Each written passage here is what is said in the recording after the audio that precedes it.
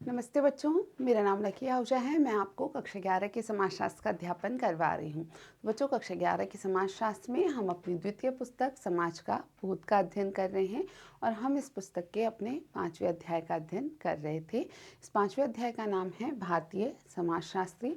इस अध्याय के हम अब तक 4 भाग पढ़ चुके हैं। आज हम इस अध्याय के 5वें भाग को पढ़ने जा रहे हैं। इस 5वें भाग में हम मैसूर नरसिंहाचार्य श्रीनिवास यानी एम.एन. श्रीनिवास के बारे में बात करेंगे। मैसूर नरसिंहाचार्य श्रीनिवास, इनका जीवन काल था 1916 से 1999 का। 16 नवंबर 1916 को मैसूर के अयंगार ब्राह्मण परिवार में जन्म हुआ इनका। इनके पिता जमींदार थे और मैसूर के ऊर्जा तथा बिजली विभाग में कार्यरत थे। प्रारंभिक शिक्षा मैसूर विश्वविद्यालय में, बाद में स्नातकोत्तर शिक्षा हेतु मुंबई गए, जहां घूरिये इनके गुरु थे। तो एम.एन. श्रीनिवास एक बहुत ही प्रसिद्ध नाम है भारतीय समाजशास्त्री के रूप में। तो इनका 16 नवंबर 1916 को मैसूर के अयंगर ब्राह्मण परिवार में जन्म हुआ। इनके पिता एक जमींदार थे और मैसूर के ऊर्जा तथा बिजली विभाग में ये कार्यरत थे। प्रारंभिक शिक्षा इनकी मैसूर विश्वविद्यालय में हुई और बाद में स्नातकोत्तर की शिक्षा हेतु ये मुंबई गए, जहां पर घूरिये इनके गुरु थे। 1942 में स्नातकोत्तर शोध पुस्तक के रूप में प्रकाशित विषय marriage and family among the कुक्स प्रकाशित हुआ। तो 1942 में स्नातकोत्तर के शोध पुस्तक के रूप में इन्होंने प्रकाशन करवाया marriage and family among the Coorgs का।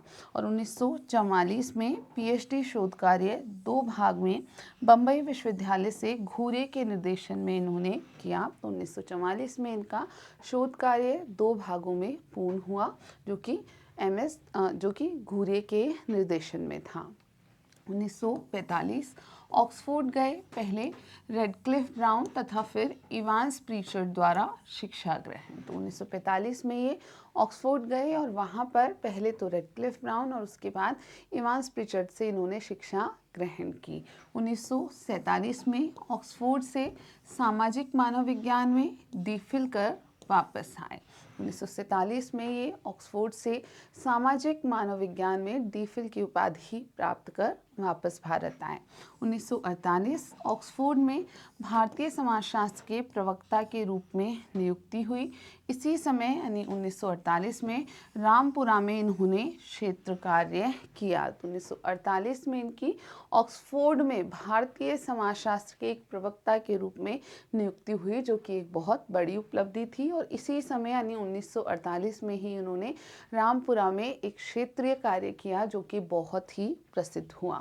1951 ऑक्सफोर्ड से इस्तीफा दिया तथा महाराजा सयाजीराव विश्वविद्यालय बड़ौदा में प्रोफेसर के पद पर नियुक्ति तथा समाजशास्त्र विभाग की स्थापना की। 1951 में इन्होंने ऑक्सफोर्ड से अपना इस्तीफा दिया और तभी महाराजा सयाजीराव विश्वविद्यालय बड़ौदा में इनकी प्रोफेसर के पद पर नियुक्ति हुई और समाजशास्त्र विभाग की उस बड़ौदा के महाराजा सयाजीराव विश्वविद्यालय में इन्होंने स्थापना की।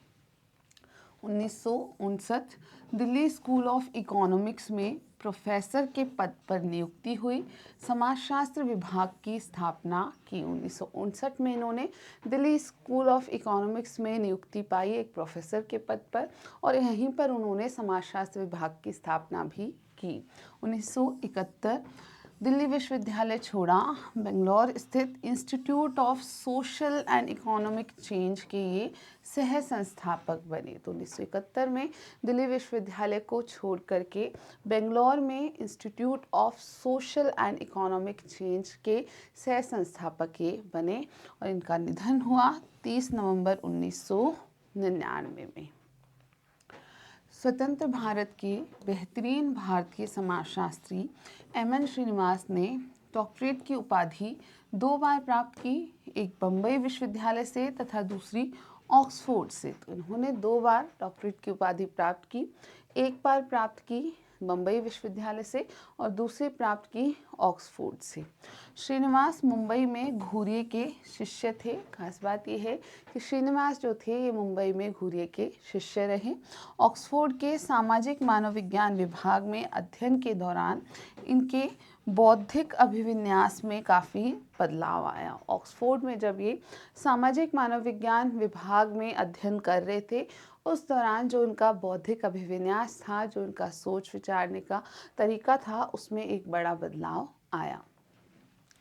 उस समय ब्रिटिश सामाजिक मानव विज्ञान पाश्चात्य मानव विज्ञान में एक प्रभावी शक्ति के रूप में उभर कर सामने आया था और श्रीनिवास स्वयं विषय के महत्वपूर्ण केंद्र में रहकर उसके अध्ययन से प्रसन्न थे।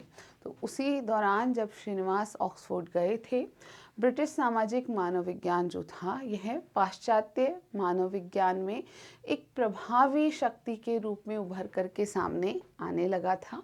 और वास्तव में श्रीनिवास जो थे ये स्वयं इस विषय के महत्वपूर्ण केंद्र में रह करके उसके अध्ययन को कर रहे थे और इस कारण ये काफ़ी खुश थे। श्रीनिवास के डॉक्टरेट के शोध निबंध का प्रकाशन religion and society among the Coorgs of South India के नाम से हुआ। तो उनकी जो डॉक्टरेट शोध निबंध था वो प्रकाशित हुआ इस नाम से, religion and society among the Coorgs of South India. इस पुस्तक में श्रीनिवास ने ब्रिटिश सामाजिक मानव विज्ञान में प्रभावी संरचनात्मक प्रकारवादी परिप्रेक्ष्य पर कार्य किया। तो इस पुस्तक में श्रीनिवास ने क्या किया, उन्होंने ब्रिटिश सामाजिक मानव विज्ञान में जो प्रभावी संरचनात्मक प्रकारवादी परिप्रेक्ष्य था उसी पर कार्य किया। इस पुस्तक ने पूरे विश्व में श्रीनिवास का सम्मान बढ़ाया। इनकी जो ये पुस्तक आई थी इसने संपूर्ण विश्व में श्रीनिवास का बहुत बड़ा सम्मान बढ़ाया। ऑक्सफोर्ड में नवस्थापित भारतीय समाजशास्त्र विभाग में प्रवक्ता के रूप में श्रीनिवास की नियुक्ति की गई। तो हम पहले देख चुके हैं कि इनकी श्रीनिवास की भारतीय समाजशास्त्र विभाग जो कि ऑक्सफोर्ड में स्थापित किया गया, वहाँ पर प्रवक्ता के रूप में नियुक्ति हुई। परंतु 1951 में इस्तीफा देकर वे भारत लौट आए, जहां महाराजा सयाजीराव विश्वविद्यालय बड़ौदा में नवस्थापित समाजशास्त्र विभाग के अध्यक्ष के रूप में अपना कार्यभार संभाला। तो ये बात भी हम जान चुके हैं। 1959 में वे दिल्ली आए, जहां दिल्ली स्कूल ऑफ इकोनॉमिक्स में समाजशास्त्र विभाग की स्थापना की, जो शीघ्र ही पूरे भारत में समाजशास्त्र का महत्वपूर्ण केंद्र बन गया। तो 1959 में दिल्ली आने पर उन्होंने दिल्ली स्कूल ऑफ इकोनॉमिक्स में एक समाजशास्त्र विभाग की स्थापना की और ये विभाग भारत में जल्द ही समाजशास्त्र का एक बहुत ही बेहतरीन विभाग या बेहतरीन केंद्र बन के उभरने लगा। श्रीनिवास अक्सर यह शिकायत करते थे कि उनका अधिकांश समय संस्थाओं को बनाने में ही बीत जाता है और स्वयं उनके पास शोध कार्य के लिए बहुत ही कम समय रह जाता है। तो स्वयं श्रीनिवास इस प्रकार की शिकायत किया करते थे कि उनका जो अधिकांश समय था वह संस्थाओं को बनाने में ही लग गया था। इन कठिनाइयों के रहते हुए भी श्रीनिवास ने कुछ विषयों पर महत्वपूर्ण कार्य किए, जैसे जाति आधुनिकीकरण तथा सामाजिक परिवर्तन की अन्य प्रक्रियाएं, ग्रामीण समाज इत्यादि। तो अपनी इन कठिनाइयों के चलते हुए भी श्रीनिवास ने कुछ विषयों पर काफ़ी महत्वपूर्ण शोध कार्य किए, जैसे कि जाति पर, आधुनिकीकरण पर, सामाजिक परिवर्तन की कुछ प्रक्रियाओं पर और उसके अलावा ग्रामीण समाज पर। श्रीनिवास ने अपनी अंतर्राष्ट्रीय पहचान तथा सहयोगियों की मदद से भारतीय समाजशास्त्र को विश्व के मानचित्र पर स्थापित किया। वास्तव में श्रीनिवास ने अपनी खुद की अंतर्राष्ट्रीय पहचान और उनके कुछ सहयोगियों की मदद से ही भारतीय समाजशास्त्र को विश्व के मानचित्र पर स्थापित करने का कार्य किया। उनकी ब्रिटिश सामाजिक मानव विज्ञान तथा अमेरिकन मानव विज्ञान, विशेष तौर पर शिकागो विश्वविद्यालय में ज़बरदस्त पहचान थी, जो उस समय विश्व मानव विज्ञान में एक शक्तिशाली केंद्र के रूप में उभर रहा था। तो श्रीनिवास की ब्रिटिश सामाजिक मानव विज्ञान और अमेरिकन मानव विज्ञान खास करके शिकागो विश्वविद्यालय में एक बहुत ज़बरदस्त पहचान बनी, जो कि उस समय विश्व मानव विज्ञान में, यानी जो शिकागो विश्वविद्यालय था, यह उस समय पर विश्व मानव विज्ञान में एक शक्तिशाली केंद्र के रूप में उभर रहा था, आगे बढ़ रहा था, और वहीं पर श्रीनिवास की एक बहुत अच्छी पहचान बनी। जीएस घूरिये तथा लखनऊ के विद्वानों की तरह श्रीनिवास ने भी नई पीढ़ी के समाज को तैयार किया, जो आने वाले दशकों में अपने विषय के दिग्गजों के रूप में स्थापित होने वाले थे। तो जीएस घूरिये ने जिस प्रकार कार्य किया, लखनऊ के जो प्रसिद्ध विद्वान हुए उन्होंने जिस प्रकार कार्य किया, उसी तरह श्रीनिवास ने भी अपनी नई पीढ़ी के समाज को तैयार किया, और ये जो नई पीढ़ी का समाज था वो आने वाले दशकों में अपने विषय यानी समाजशास्त्र विषय के दिग्गजों के रूप में स्थापित होने वाला था। एमएन श्रीनिवास के गांव संबंधी विचार। अब हम चर्चा करेंगे एमएन श्रीनिवास ने जो गांवों पर कार्य किया, तो उनके गांव संबंधी विचार किस प्रकार के थे। एमएन श्रीनिवास की रुचि भारतीय गांव तथा ग्रामीण समाज में जीवन भर बनी रही। यद्यपि वे गांवों में कई बार सर्वेक्षणों तथा साक्षात्कार के लिए जा चुके थे, लेकिन 1 वर्ष तक मैसूर के निकट के एक गांव में कार्य करने के पश्चात ही इन्हें ग्रामीण समाज के बारे में प्रत्यक्ष जानकारी प्राप्त हुई। तो एमएन श्रीनिवास की गाँव में और भारतीय ग्रामीण समाज में जो रुचि थी वो जीवन भर बनी रही। ये सच है कि वे कई बार विभिन्न सर्वेक्षणों के लिए और साक्षात्कार आदि के लिए गाँव में जा चुके थे, लेकिन जब 1 वर्ष तक वे मैसूर के निकट के एक गाँव में लगातार कार्य करते रहे, उसके बाद ही इन्हें ग्रामीण समाज के बारे में कुछ प्रत्यक्ष जानकारियाँ उपलब्ध हो पाईं। गांव में रहकर कार्य करने का अनुभव इनके व्यवसाय तथा बौद्धिक विकास के लिए महत्वपूर्ण साबित हुआ। तो गांव में रहकर कार्य करने का जो अनुभव था इनका, वह इनके व्यवसाय और बौद्धिक विकास दोनों के लिए ही काफ़ी महत्वपूर्ण साबित हुआ। 1950-60 के दौरान श्रीनिवास ने ग्रामीण समाज से संबंधित विस्तृत नृजातीय ब्यूरो के लेखे जोखों को तैयार करने में सामूहिक परिश्रम को न केवल प्रोत्साहित किया, बल्कि उसका समन्वय भी किया। तो 1950-60 के दशकों में श्रीनिवास ने ग्रामीण समाज से संबंधित नृजातीय ब्यूरो को विस्तृत रूप में तैयार करने के लिए सामूहिक परिश्रम को काफ़ी प्रोत्साहित किया, और इसके साथ साथ उन्होंने खुद इस कार्य का समन्वय भी किया।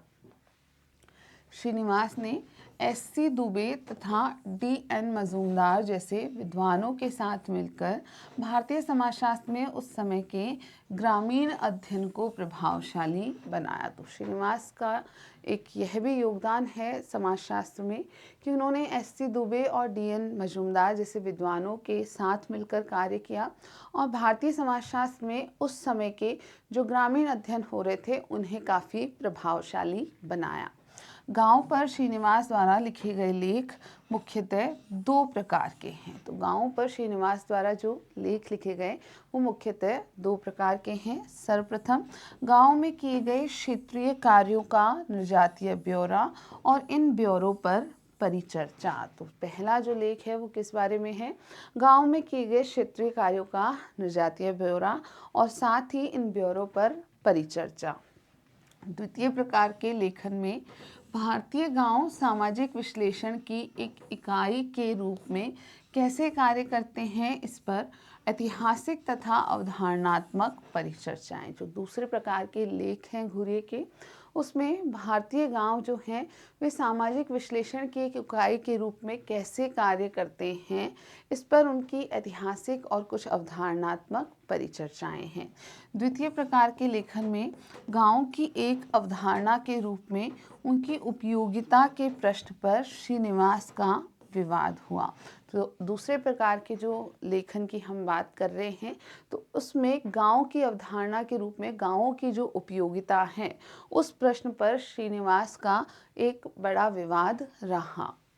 ग्रामीण अध्ययन के खिलाफ कुछ सामाजिक मानवशास्त्रियों जैसे कि लुई ड्यूमो का मानना था कि जाति जैसी सामाजिक संस्थाएं गांव की तुलना में अधिक महत्वपूर्ण थी, क्योंकि गांव केवल कुछ लोगों का समूह था जो एक विशेष स्थान पर रहते थे। तो ग्रामीण अध्ययन के खिलाफ कुछ सामाजिक मानवशास्त्रियों और उनमें थे लुई ड्यूमो, उनका मानना था कि जाति जैसी जो सामाजिक संस्थाएं हैं ये गांवों की तुलना में अधिक महत्व रखती थी। क्यों? क्योंकि गांव तो सिर्फ कुछ लोगों का समूह था जो कि एक विशेष स्थान पर रहते थे, और इस गांव की तुलना में जाति अध्ययन हेतु अधिक महत्व रखती थी। गांव बने रह सकते हैं या समाप्त हो सकते हैं, और लोग एक गांव को छोड़ दूसरे गांव में जा सकते हैं, लेकिन उनकी सामाजिक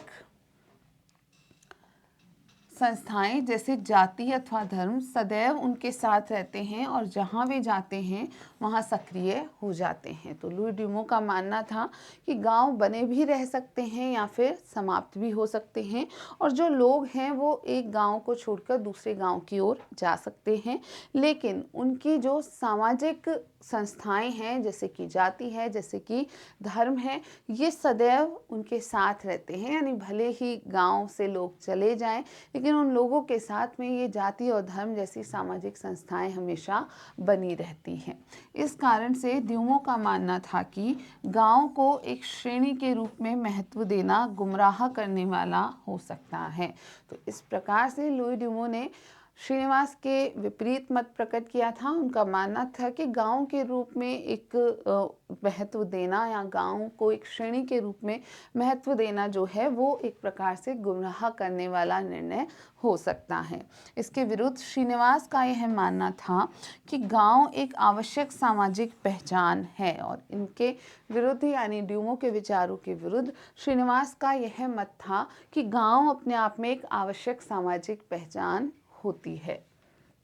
ऐतिहासिक साक्ष्य ये दिखाते हैं कि गांवों ने अपनी एक एकीकृत पहचान बनाई है, और ग्रामीण एकता ग्रामीण सामाजिक जीवन में काफ़ी महत्वपूर्ण है। तो श्रीनिवास मानते थे कि जब हम ऐतिहासिक साक्ष्यों को जांचते हैं तो वहाँ यह स्पष्ट रूप से दिखता है कि गांवों ने अपनी एक अलग एकीकृत पहचान बनाई है, और ग्रामीण एकता जो है यह ग्रामीण सामाजिक जीवन में बहुत महत्व रखती है। श्रीनिवास ने ब्रिटिश प्रशासक मानव वैज्ञानिकों की आलोचना की जिन्होंने भारतीय गांव का स्थिर आत्मनिर्भर छोटे गणतंत्र के रूप में चित्रण किया था। तो श्रीनिवास ने कई ब्रिटिश जो प्रशासक थे, जो मानव वैज्ञानिक थे, उनकी अपने विचारों से आलोचना की। क्यों? क्योंकि उन्होंने भारतीय गांव का जो चित्रण था वो एक स्थिर आत्मनिर्भर छोटे गणतंत्र के रूप में किया था, जिसे श्रीनिवास स्वीकार नहीं करते थे। ऐतिहासिक तथा सामाजिक साक्ष्य द्वारा श्रीनिवास ने यह दिखाया कि वास्तव में गांव में महत्वपूर्ण परिवर्तन आए हैं। तो अपने ऐतिहासिक और सामाजिक साक्ष्यों को प्रस्तुत कर श्रीनिवास ने इस चीज़ को स्पष्ट किया कि वास्तव में गांव में समय के साथ महत्वपूर्ण परिवर्तन हुए हैं। यहाँ तक कि गांव कभी भी आत्मनिर्भर नहीं थे और विभिन्न प्रकार के आर्थिक, सामाजिक तथा राजनीतिक संबंधों से क्षेत्रीय स्तर पर जुड़े हुए थे। श्रीनिवास ने यह भी बताया कि गांव कभी भी पूर्णतः आत्मनिर्भर नहीं थे, और विभिन्न प्रकार के जो आर्थिक, सामाजिक और राजनीतिक संबंध थे उनसे गांव भी क्षेत्रीय स्तर पर हमेशा से जुड़े हुए थे। गांव ग्रामीण शोध कार्यों के स्थल के रूप में भारतीय समाजशास्त्र को कई तरह से लाभान्वित करते हैं। श्रीनिवास मानते थे कि जो गांव है ये ग्रामीण शोधकर्ताओं के स्थल के रूप में भारतीय समाजशास्त्र को अलग अलग तरीकों से लाभान्वित कर पाते हैं।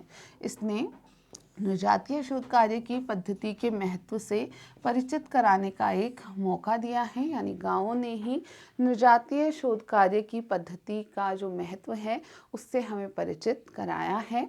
नव स्वतंत्र राष्ट्र जब विकास की योजनाएं बना रहा था, ऐसे समय में इसने भारतीय गांवों में तीव्र गति से होने वाले सामाजिक परिवर्तन के बारे में आंखों देखी जानकारी दी।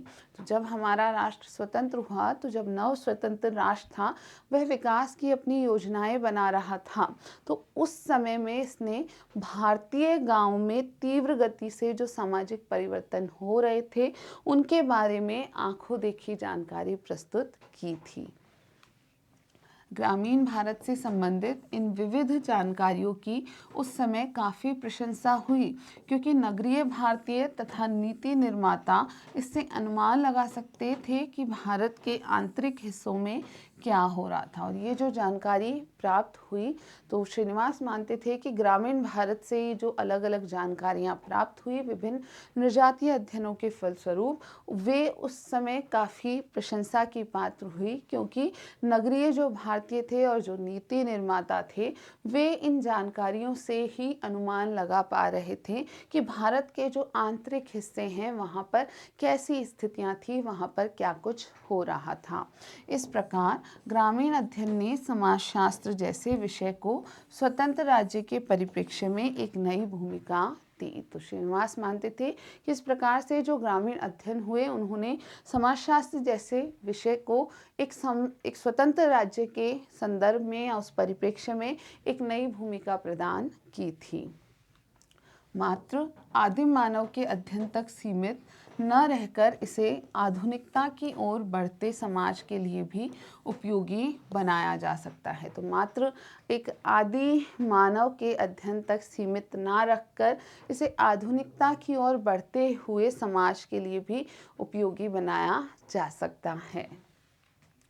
एक संबंधित क्रियाकलाप बच्चों आपको यहाँ पर करना है, तो देखते हैं।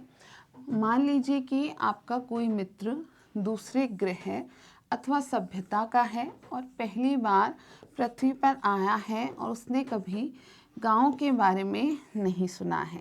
आप उन्हें ऐसे कौन से 5 सुराग देंगे ताकि वे कभी गांव को देखे तो उसे पहचान सके। तो आपको ऐसी कल्पना करनी है, आपको ऐसा मानना है कि आपका कोई मित्र है जो किसी अन्य ग्रह से या किसी अलग ही सभ्यता से आपके पास मिलने आया है और वह पहली बार ही पृथ्वी पर आया है और उसने कभी भी गांव के बारे में ना सुना है, ना ही गांव देखे हैं। तो आप अपने मित्र को ऐसे कौन से 5 सुराग देंगे ताकि वो आसानी से गांवों को पहचान ले। इसे छोटे छोटे समूहों में आयोजित कीजिए और विभिन्न समूहों द्वारा दिए गए सुरागों की तुलना कीजिए तथा देखिए कि वे कौन सी चीज़ें हैं जो बार बार उभर कर सामने आती हैं। क्या इसके आधार पर आप गांव की परिभाषा दे सकते हैं।